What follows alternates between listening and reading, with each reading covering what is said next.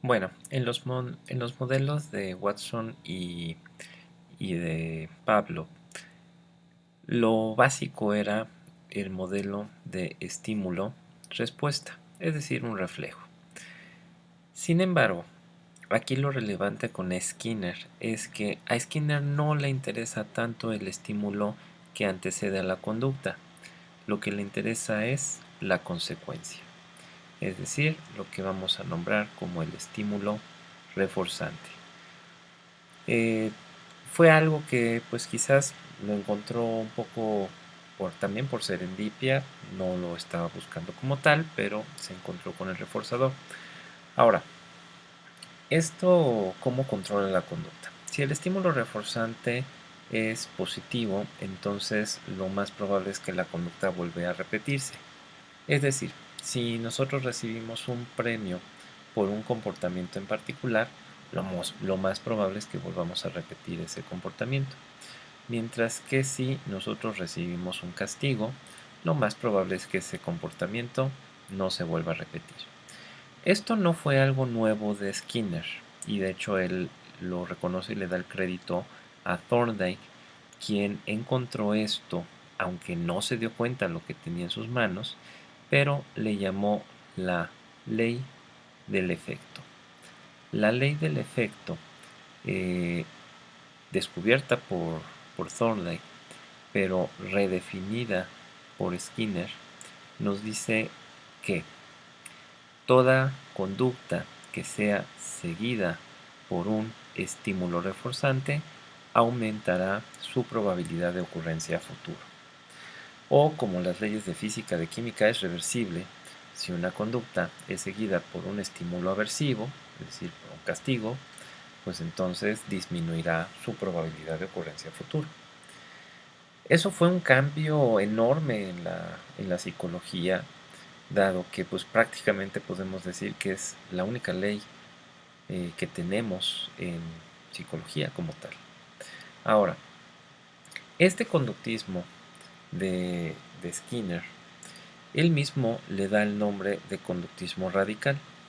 Ahora, ¿cuáles son las características de este conductismo radical? En el caso del conductismo radical, comparte la primera característica con el conductismo metodológico de Watson y nos dice que la conducta observable debe ser el objeto de estudio en la psicología. En ese sentido, Watson y Skinner están en común. La conducta observable es el objeto de estudio en la psicología. Pero en el caso de la segunda premisa no está nada de acuerdo. Skinner dice que los procesos mentales sí existen, es decir, las emociones, la sensación, la percepción sí existen. Solamente hay que buscar pues las herramientas, los instrumentos adecuados para estudiarlos. Eso es lo que nos dice Skinner con respecto a este conductismo radical. Ahora bien, ¿qué implicaciones tiene esto? Pues todas, porque de hecho pues la ley del efecto sigue siendo pues quizás el concepto más poderoso que tenemos en psicología, dado este principio probabilístico que muestra. Ahora bien, por otro lado, en otro sentido, y que bueno, fue más o menos al mismo tiempo, hablaremos ahora de la escuela cognitiva. ¿Qué sucedió? Nos tenemos que ir más o menos por ahí de 1928. Eh, por ahí de esa época, un conductista, paradójicamente, llamado Tolman, hacía experimentos con ratas en laberintos. ¿Qué era lo que hacía Tolman? Bueno, lo que hacía era ponía a ratas, bueno, esto simula una rata, simulaba ratas resolviendo laberintos, ¿sí? Entonces, ¿qué era lo que este Tolman, digamos, llegaba como conclusión? Que una rata, cada vez que era expuesta a un laberinto, pues podía resolverlo de una manera cada vez más rápida. Que eso pues también es un modelo de aprendizaje. Sin embargo, a lo que llega este Tolman es a pues un concepto muy diferente a lo que los conductistas de la época señalaban. Tolman habla que lo que hacen las ratas es un mapa mental. Es decir, las ratas elaboran un mapa mental para poder, digámoslo así, grabar la ruta que tenían que seguir para resolver el laberinto. Por lo tanto, por así llamarlo, pues las ratas generan un modelo, llamémosle inmaterial, para poder elaborar este aprendizaje. No fue un concepto compartido por todos los conductistas de la época, sin embargo nos habla ya de un elemento muy diferente, a que pasa algo adentro de la rata, por así decirlo, y esa rata lo que hace pues es elaborar pues un elemento, llamémoslo así un pensamiento, que le permite elaborar y resolver ese laberinto. Fue algo radical a lo que comúnmente se manejaba en la época. Fue un concepto en ese término cognitivo. Entonces, ¿qué sucedió enseguida? Tenemos aquí que poner el contexto de otro aspecto que a veces se nos olvida. La psicología, como cualquier otra ciencia, también está en un contexto sociohistórico. Y aquí pues llegó lo que llamaríamos pues la Segunda Guerra Mundial. Llega pues, poder así decirlo, un agujero negro en la historia de la ciencia, porque bueno, prácticamente todo lo que se diseñó y elaboró en esta época pues fue orientado para la guerra, incluyendo hasta los principios de Pavlov y Skinner fueron usados en la Segunda Guerra Mundial. El ejército ruso, por ejemplo, condicionaba a perros para meterse abajo de tanques con una carga explosiva y bueno, hacerlos estallar, cosa que la verdad no les funcionó muy bien. O por el caso de Skinner, de hecho el ejército de Estados Unidos pues casi raptó a Skinner para condicionar palomas que guiaran a bombas de aviones, cosa que bueno pues tampoco funcionó muy bien que digamos, y esa idea se desechó con rapidez. Pero bueno, eh, hasta estos modelos sufrieron de la Segunda Guerra. Ahora, ¿qué sucedió también aquí en la Segunda Guerra Mundial y que en ese sentido interesará conocer? Bueno, tenemos que irnos a Inglaterra y uno de los grandes problemas de Inglaterra era pues decodificar una máquina, la famosa máquina Enigma. Esta máquina Enigma pues básicamente era, pues por así decirlo, una especie de máquina que generaba códigos y que ocupaba el ejército alemán para enviar sus mensajes.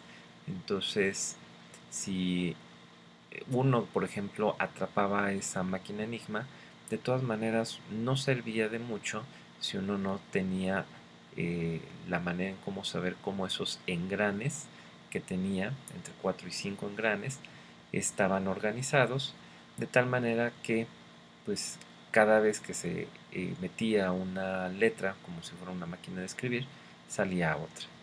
De tal manera que no se podían encontrar esos mensajes.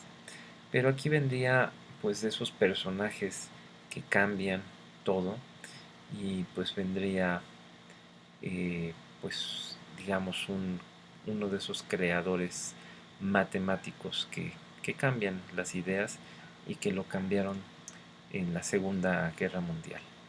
En este caso, este matemático fue Alan Turing. Turing pues o era un matemático y que pues básicamente quería hacer una máquina de números que hiciera más números. Es decir, hace la idea de la computadora. Es una máquina de números que hace más números. En este sentido, esa computadora sirvió para decodificar este famoso código Enigma y pues bueno, eso facilitaría en gran medida la victoria de los aliados en la Segunda Guerra Mundial. Algunos historiadores de hecho casi atribuyen de que la posibilidad que nos dio Alan Turing de poder tener esa máquina Enigma, llamémosle del lado de los aliados, pues fue lo que cambió completamente la dirección de la guerra. Si no, hoy hablaríamos todos alemán. Pero eh, este invento está basado en la única computadora que conocíamos en esa época. Y la única computadora que teníamos en esa época, pues era el cerebro humano. Este cerebro humano, pues que nos posibilitaba, nos daba la capacidad de poder pensar. De tal manera que hacer una máquina que, por así decirlo, piensa, fue un concepto radical para esta década de los 40 y 50. De ahí, pues también, bueno, pasada la Segunda Guerra Mundial, vendrían muchos autores tratando de entender estas capacidades de pensamiento. Entre ellas, por ejemplo, está Jean Piaget, con todos sus estudios observacionales, a partir de sus hijos, de hecho, para tratar de entender cómo se genera el pensamiento, cómo es como nosotros podemos elaborar un pensamiento y de qué manera podemos elaborar nuestras capacidades y cómo se genera. Eh, de ahí vendrían pues toda esta escuela cognitiva de finales del siglo XX, donde tendríamos a Roosevelt, donde tendríamos bueno, a todos estos eh, cognitivos que nos ayudarían a repensar el pensamiento, de qué manera podemos adquirir un proceso nuevo a partir de lo que nosotros pensamos o razonamos. Entonces, la escuela cognitiva estudia como objeto de estudio el pensamiento y también trata de buscar pues herramientas o instrumentos que básicamente estaban basados en los modelos conductistas, en estos modelos de conducta observable, pero a través de pensamientos, cómo hacer observable el pensamiento. De tal manera que es así como vamos a hablar del aprendizaje. No es que una teoría sea mejor que la otra o una escuela sea mejor que la otra. Simplemente ven el aprendizaje de dos maneras muy distintas. Uno, en esta función de reforzamientos, en esta función de su relación con el medio ambiente, y otra a través del pensamiento, a través de cómo interiorizamos información y cómo procesamos esa información para generar resultados. Entonces son dos visiones de aprendizaje diferentes, que las dos tienen muchos puntos a su favor y que pues trataríamos de buscar a través de los siguientes temas, en las siguientes unidades, dilucidar la manera en cómo trabajan, cómo funcionan y cómo nos permiten aprender. Eh, Ahorita por mi parte esto sería todo. Te agradezco mucho tu atención y vamos a seguir en contacto. Muchas gracias y hasta luego.